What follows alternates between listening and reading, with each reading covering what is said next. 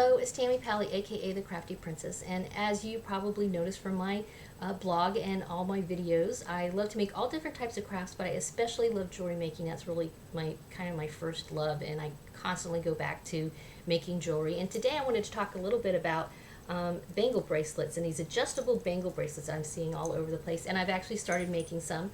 I got the bug to make them because my sister, who has the Etsy shop Tapping Flamingo Bling, started making them, and of course I'm her little sister, so I had to copy her. And mine are different than hers. Hers have she likes to make things that are her jewelry aesthetic is very beachy bohemian. So her bangles really are cool. They have like turtle charms and little fetishes and just very like I said, beachy bohemian. So if that's your taste, I'll put the link to her Etsy shop in down here in the comments, or you can, like I said, just it's called Tapping Flamingo Bling. So you can go over and see her bangles. They're really cute, and of course buy them from her. But I was making my own. I just made a couple, and I started getting curious about this part of it. I bought this, and then of course I just basically assembled the rest of it. I added the charm, like this has a little rose charm that I had. I added these I made these dangles with some wire and some head pins, and so I've got like a pearl, a crystal that I wrapped some wire around, and then like this has a rose quartz heart that I put bead that I just added. So I didn't make this part. Here's another one that I made where I have a big charm in the center. This is Journey on the other side. I'm going to give this as a gift to somebody. And then I added 5 little dangles here of 4-leaf clovers and crystals. And then here's a similar one to the other one. It's got a little silver-colored heart charm, filigree looking. And then again, I have the pearls and the rose quartz and that kind of thing over here. So why I wanted to talk about them, other than I really like them. This one actually with the rose I've been wearing. I find it super comfortable, and I've been surprised at how comfortable, because usually bracelets kind of get in my way a lot.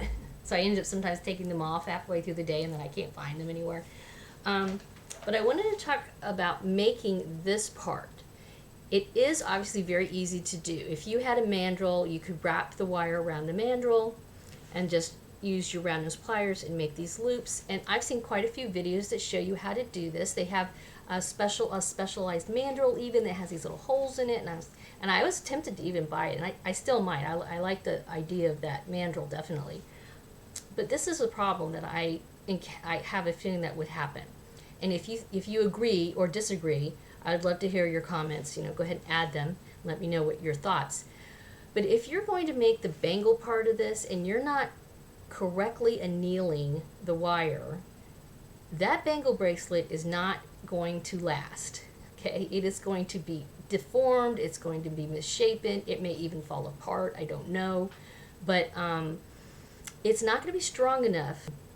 If you're not annealing the wire, there's a problem. And if you're using something like a very soft coated wire, for example, I'm not going to say the manufacturer's name. There's actually a number of manufacturers that make this coated type of wire. You can't anneal it really anyway properly that I know of, because real annealing happens with heat. Yes, you can work harden the wire. You can, as you wrap it around a mandrel, and then you take your hammer and bing, bing, bing, bing, bing, the molecules move around, and that work hardens your bangle. But if you're using super duper soft wire, work hardening is probably not going to cut it, I don't think. Real bangle bracelets, I've made them. My husband actually made me a couple that I still wear quite a bit, that are silver. He used half round sterling silver wire, shaped it around a mandrel, and then heated it, and soldered the joint. But when you do that type of soldering, you really heat the whole piece. In fact, you're supposed to kind of like heat. You don't just go, you heat around it, and then you kind of concentrate in the spot where your solder's at, so the solder goes, and okay, and connects the joints.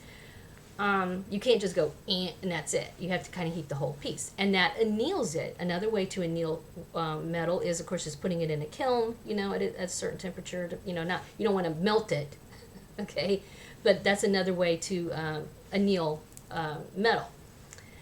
But if you are just using plated wire, not annealing it at all, I just don't really see how the bangle is going to hold up.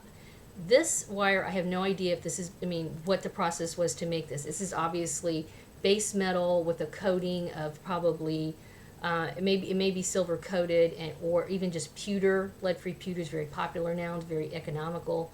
And so the wire underneath was probably, it's a base metal, was probably annealed, okay, at some point. But obviously, because it's very, this is like pretty hard stuff. But if you're just using, you go to the craft store and you buy that inexpensive plated wire that's super soft, and then you take the little mandrel thingy with the holes and you wrap it around and you think you're done, I don't know. I'm very, very, very skeptical. So just be warned. I love the look of these new bracelets, these bangle bracelets. I find them super comfortable. I could see adding dangles, when you see a cute charm you like, you could easily add it to here. Just like with this one, all I did was take a jump ring, open the jump ring, put it on, and close the jump ring. Super easy. Or like, with the ones that my sister's making, hers are very, cohesive looking with the tropical feel. So if you wanted to, purchase one of those, that would be, really fun for the summer coming up. But if you're going to make them yourself, really consider the whole annealing issue. That's my warning anyway. But like I said, I'm open to ideas though. Maybe I'm completely wrong. I have no idea what I'm talking about, but I think I do. So, but what are your thoughts? Have you tried to make these? Have you been successful? And I mean, make this part. Are you like me? You're just assembling them, and do you just like them? Period. What are your thoughts on these as far as fashion? Even I would like to know. I think these are super fun, and it's nice to see a new trend like this in the jewelry world, and I'm having a good time with them. So thank you for watching. Have a wonderful jewelry making day.